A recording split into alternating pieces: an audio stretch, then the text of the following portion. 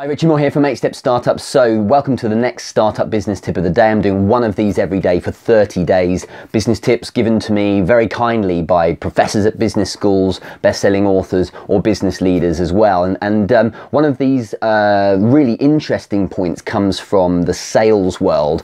And I really spend a lot of time with sales because personally I believe it's probably I don't think it's probably, I think it is the most important skill for a startup business owner to have.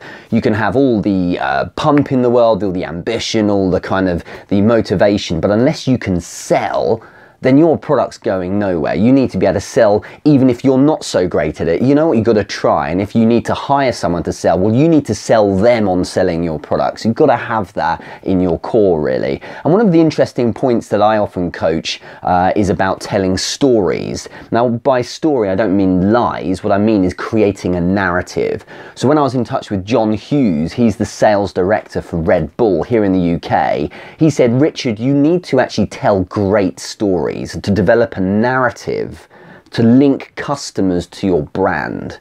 And if you can get that right, then what happens is customers don't just see your product, they see a reason to buy the product based on a whole world around it.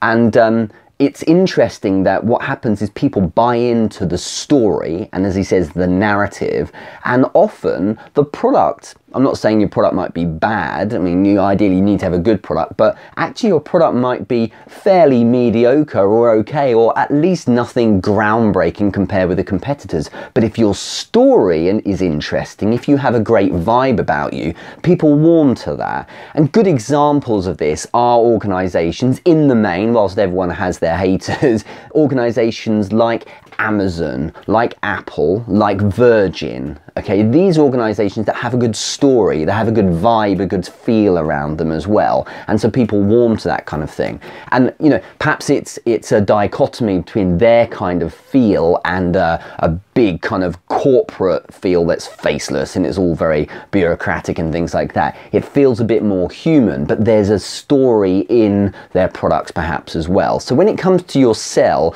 try and work in some sense of a narrative, maybe some reason why your product is in existence. If you always look at the why, then that can often make things a lot more compelling for a buyer. And it means that sometimes, because I've sold some products in the past that were the complete antithesis of rock and roll, but if you create a great story or a narrative around it, then it's compelling enough that someone's gonna at least invest time in exploring that. So more information on this I mentioned yesterday, and if you haven't signed up to it yet, loads and loads and loads of you are now signing up to the 8-Step Startup newsletter. This kind of information, these free tips, I give them out in the free newsletter. It comes out about once a week, and this is just information from these top people that I'm sharing. So if you go to www.8stepstartup.com, there's an easy sign up at the bottom of the homepage. It says click here and you can pop your email in, and of course I don't have time to spam, so I'm just here to give you some great tips. Hopefully that helps, and see you again soon.